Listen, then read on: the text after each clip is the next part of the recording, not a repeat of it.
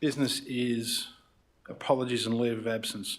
Tonight we have apologies from Councillor Mark Rodder, Councillor Stephen Mears and Mayor Russell Webb, who are all unable to make it tonight. I have a mover and a seconder for those apologies, please. Move Councillor Sharpham, seconded Councillor North.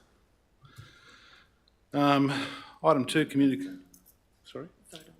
Sorry? All in favour of that, the aye? Aye. Carried unanimously, thank you. Item 2, community consultation. There is no community consultation tonight. No late entries? No. Item 3, minutes of the previous meeting. They've been submitted and circulated. Can I have a mover and a seconder for those? Thank you. Move Councillor Sutherland, seconded Councillor Brooke. All those in favour, say aye. Raise your hand. Carried unanimously, thank you. Councillors, any disclosure of interest for tonight's meeting? Councillor North. Yes, thank you, Deputy Mayor. Just disclosing a non-pecuniary, non-significant interest in item 10.1 with regard to the tennis courts, the Tennis Australia funding request. My business just has a small, we supply the courts there. It's a very small part of our business, so just thought I'd declare it. Thank you, Councillor North. Thank you. Item 5, mayoral minutes. There are no mayoral minutes tonight. Item 6, notice of motions. There are no notice of motion tonight. We'll move into our open council reports. Item 7, environmental planning. There are none for environmental planning tonight. Item 8, infrastructure and services. Item 8.1, naming the Bendemeer Sports Ground, the Ken Brett Memorial Sports Ground. We have a mover and a seconder for that. Moved Councillor Sharp and seconded Councillor Impey. Councillor, the motion's before you. All those in favour. Would you like to speak to that at all, mate? Sorry. Yeah, briefly, Mr. Chair. I'd like to just congratulate the Bendemeer community for really getting behind naming of the sports ground, especially to the two young guys that have brought that main letter forward. Thank you, Councillor Sharp. Any other comments, councillors? Councillor Impey. Thanks, Mr. Acting Mayor. Look, this really highlights the importance of volunteers. This really demonstrates the importance of volunteers in our community, that a sports ground can be named in honour of one of the volunteers who ensured that that sports ground and the facilities at that sports ground are there today, and that is Mr. Ken Brett. So it's great to see this supported, or put to council tonight. I'm sure it'll be supported. But also, I note in the report that that it's at a time in the history, council gifted a ride-on mower to that sports ground, and it's something that I think councils, our council probably doesn't promote itself enough on. That is how it supports volunteer groups and networks across our community in a way it does, and I think it certainly highlights that, and I congratulate the community on this report and recommendation. Thank you, Councillor Impey. Councillors, any other comments? Councillors, recommendations before you. All those in favour say aye. Raise your hand. Aye. Carried unanimously. Thank you. The next item is under Governance Strategy and Finance, item 9.1, Integrated Planning and Reporting. Councillor, that recommendation is before you. Do I have a mover and a seconder for that? Moved Councillor North, seconded Councillor Sutherland. Councillor North, you'd like to speak to that? Yes, a lot of reading over the weekend, I'm sure, for all councillors. I'd like to congratulate staff on a very comprehensive set of reports. Have come up very good. They look good too, so they're readable, presentable. A lot of work, and I think behind the scenes quite often it's not recognised how much is going into these things. It sets the tone for our next 12 months. So again, thank you, and I'm sure the other councillors are very appreciative as well. Thank you, Councillor North. Councillors, any other comments? Councillor Impey. Thanks, Mr. Acting Mayor. Look, I agree with what Councillor North has just said. A lot of work goes into the creation of these documents. I'd certainly encourage any members of our community to, if they have a spare number of hours, to jump into and read through some of those documents, because it really is, in essence, local council, local government, in every single way that you can possibly think of in terms of budgetary operations, how the money is spent, why it's spent, and almost everything else in between. So it certainly does highlight the breadth and depth of what councils do, particularly our council, and how broad it is. And I would strongly encourage any members of our community who do have some spare time and take an interest in what their community is all about to read some of those documents if they can. Thank you, Councillor Inslee. Councillor Sutherland. Thank you, and yeah, just reiterating the congratulations to staff, or the pat on the back for staff for pulling it together.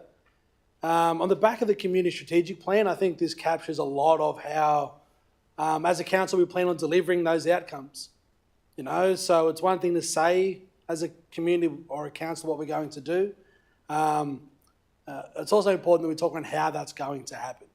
And so as a 4-year delivery plan, I think it's vital. Again, the delivery plan, the resourcing plan, all of the revenue policy, fees and charges, all on the back of the community strategic plan, which has just come off public exhibition. And so that's come from community. Personally, I think that it's probably the easiest read when it comes to these kind of frameworks. I know I've only been on council one term before, but I found it easier to read through these papers, especially talking how they align with other strategic documents. One thing I'll point out is that I really think it's valuable to have the performance measures recorded the way that they are, especially, Kate, in regards to having the benchmarks of where we're currently at when it comes to some of the outcomes and where we want to see that get to. I think it really sets clear direction and aspirations for, as a council, where we want to see growth, whether it comes to, as Councillor Ripley said, the level of volunteer hours currently recorded and what we would like to see that increase to, whether it's the usage of facilities or what that is. I think having performance measures in there are really good, and so encourage community to have a look through that and make sure that it meets, you know, what the community's expectations are. The workforce, the workforce management plan, I think is really forward thinking. You know, I know that there was a notice of motion that went up before around trying to be proactive in keeping and attracting quality staff, you know, and being really flexible in what that can look like. That workforce management plan, I think, sums that up really well, trying to make sure that council can be an employer of choice for local community, have a career in local council, but also attract people from around the state and around the world to want to work for Tamworth Regional Council. So a number of policies in there definitely worth having a thorough look through. And I know there is a bit of time, but it's probably the easiest read I think they've ever been. So definitely support putting them on public exhibition. Thank you, Councillor Sutherland. If I could comment and say that for those on the webcast, there's actually 6 documents that form part of this proposal to go on a 28-day public exhibition period, and they are the delivery program for 25-29, the 25-26 operational plan and budget, the resourcing strategy for 2025 to 2036, new fees and charges, draft fees and charges for 25-26, and fees and charges that are discontinued. So for the public, this is an enormous amount of information that they can access through this 28-day period of public exhibition.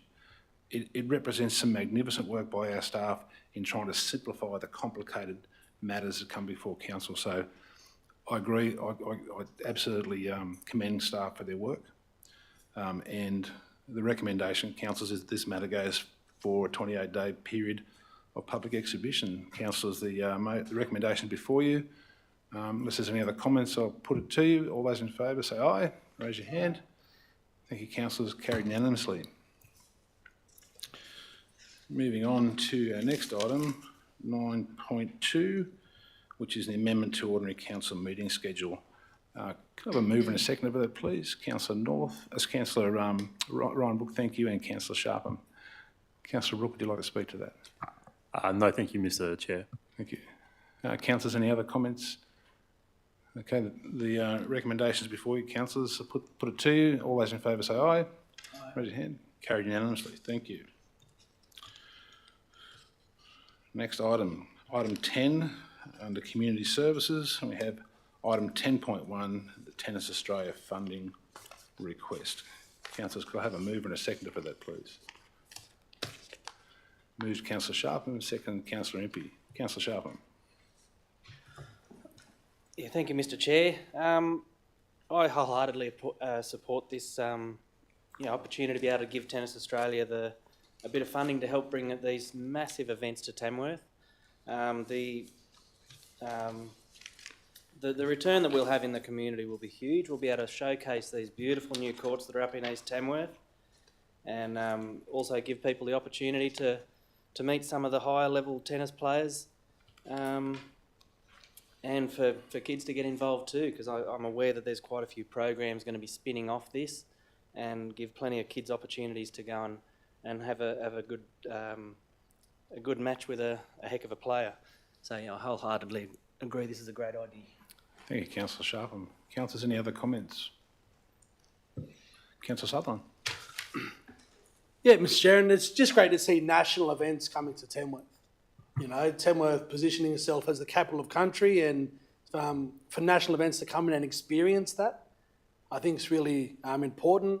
It's great to see the return on investment, I guess, when you talk around the amount of money that as a community we're putting forward and what that looks like.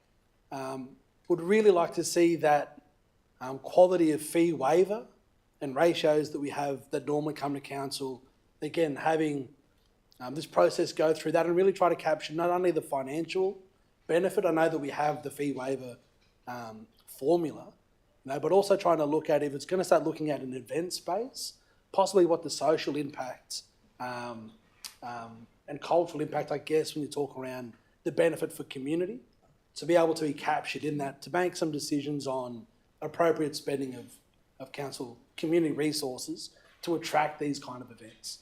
Yes, it's great to put Tamworth on the map, bringing national quality athletes to Tamworth, but also just making sure we can capture how much return, we get from supporting these types of events. Absolutely. Councillors, any other comments? Can I just say that I think opportunities like this give our kids and our youth in our towns and our region the opportunity to see what's possible. I think so many times you hear of stories of great athletes and great sports persons who can go back and say, I went and saw this event at this time and that's where my motivation came from and I wanted to be like that person. So a fantastic opportunity for Tamworth. Councillors, the recommendation is that we contribute $30,000 to host the ITF World Tennis Tournament here in Tamworth in conjunction with Tennis Australia. If there's no other comments, I'll put the recommendation to you. All those in favour say aye. Aye. Carried unanimously, thank you. Well, that brings us to reports to be considered in closed council, of which there are none tonight. So that brings us to the conclusion of our ordinary council meeting. Thank you to the members of the gallery for attending. Thank you, councillors. Good night.